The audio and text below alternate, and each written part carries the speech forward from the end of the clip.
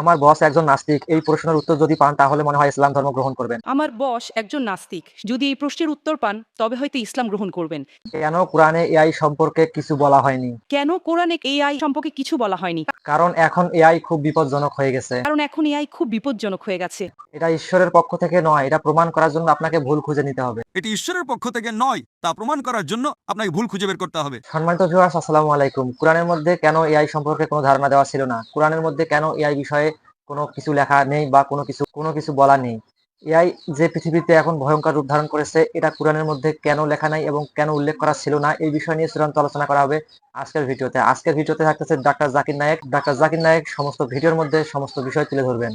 তো চলুন কথা না বাড়িয়ে ভিডিওটি শুরু করে দেই। আমার বস একজন নাস্তিক। সে কোনো ধর্ম মানে না। কিন্তু তিনি কিছু প্রশ্নগুলো আমাকে করেছেন। তিনি বলেছেন, যদি এই প্রশ্নের উত্তর পান, তবে হয়তো ইসলাম গ্রহণ করবেন। আমার বস বলেছেন, কেন কোরআনে কৃত্রিম বুদ্ধিমত্তা, এআই এবং কম্পিউটার প্রযুক্তি সম্পর্কে কিছু বলা হয়নি?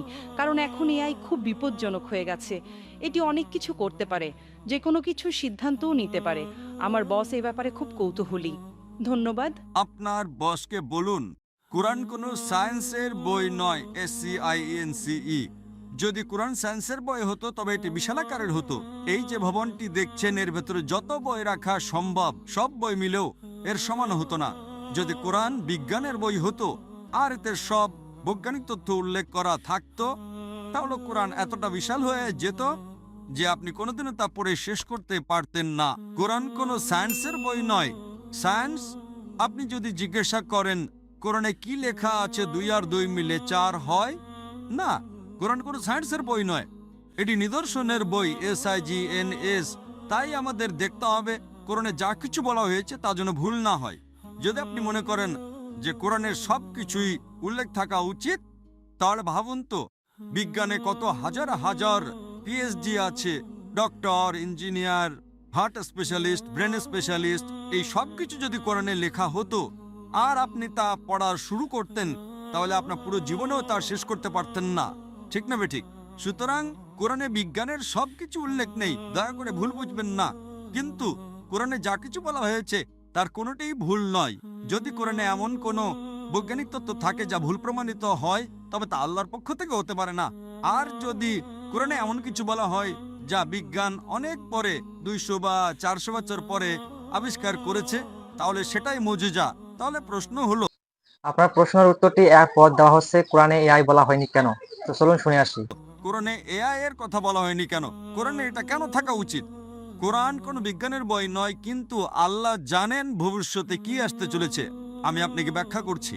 1 নম্বর, মানুষ আমাকে প্রায় জিজ্ঞাসা করত যে ইসলামী শরিয়া অনুযায়ী যদি আপনার কাছে ভিডিও রেকর্ডিং থাকে, যদি কোনো ভিডিও রেকর্ডিং থাকে যে কেউ চুরি করেছে, ইসলাম অনুযায়ী সেটা প্রমাণ নয়।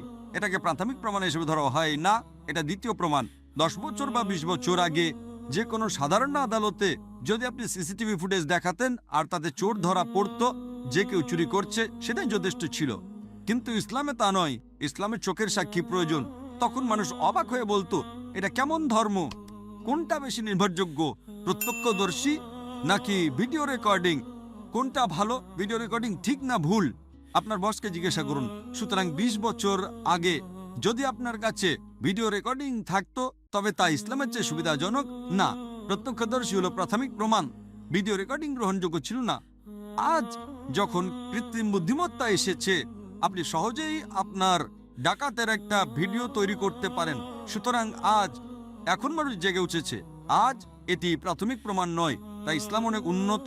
আল্লাহ জানতেন AI আসতে চলেছে। আপনার বস জানতেন না, আপনি জানতেন না, আমিও জানতাম না, কিন্তু আমি বিশ্বাস করতাম। আমি বলেছিলাম না ইসলাম সঠিক, হয়তো আগামীকাল কিছু ঘটবে। আমি AI সম্পর্কে জানতাম না, কিন্তু 15 বছর আগে আমার উত্তর ছিল শরিয়া সঠিক। আমরা জানি না আগামীকাল এমন কিছু ঘটবে যে ভিডিও রেকর্ডিং যথেষ্ট প্রমাণ হবে না। এটাই ছিল আমার উত্তর, এবং আজ আমার উত্তর সঠিক। সুতরাং আল্লাহ AI সম্পর্কে জানেন, তাই ভিডিও রেকর্ডিং প্রাথমিক প্রমাণময়। প্রত্যক্ষদর্শী হলো প্রাথমিক প্রমাণ। সুতরাং আল্লাহ AI সম্পর্কে জানেন। যদি তিনি সবকিছু লিখতে শুরু করেন, আপনি ছোট কোরআনই পড়েননি, আপনি চিকিৎসা, ভ্রূণতত্ত্রে সবকিছু সম্পর্কে কি পড়বেন? না, এটি টেলিগ্রাফিক মেসেজ। সুতরাং এটি ঈশ্বরের পক্ষ থেকে নয়, তা প্রমাণ করার জন্য আপনাকে ভুল খুঁজে বের করতে হবে। কিন্তু এটি ঈশ্বরের পক্ষ থেকে, তা প্রমাণ করার জন্য আপনাকে এমন জিনিসের কথা বলতে হবে যা মানুষ জানতো না। আপনি কি বুঝতে পারছেন? একেই বলে অলৌকিকতা, কিন্তু এখানে সবকিছু উল্লেখ করা হয়নি। আশা করি এটি উত্তরটি পেয়েছেন। তো দেখতে পেয়েছেন বন্ধুরা, এআই কেন কোরআনে উল্লেখ করা ছিল না এবং এআই বিষয়ে কোরআনে কেন এর বিস্তারিত বর্ণনা করা ছিল না। তবুও এআই পৃথিবীর বুকে চলে এসেছে এবং এআই কিন্তু সবকিছু বিষয় বুঝতে পারে। এআই কিন্তু একটা বুদ্ধিমান। এআই নিজে নিজেকে ডেভেলপ করতে পারে এবং এআই এত কিছু জিনিস বুঝে যে নিজে নিজেই কিছু কিছু কাজ করে নিতে পারে। তো যাই হোক, বেশি কথা বাড়াচ্ছি না।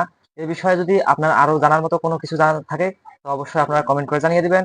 আর অবশ্যই এআই বিষয়ে যার ধারণা আছে বা এই বিষয়ে যাদের জানা আছে তারা তো জানেনই, আর যারা জানেন না অবশ্যই জানাবেন।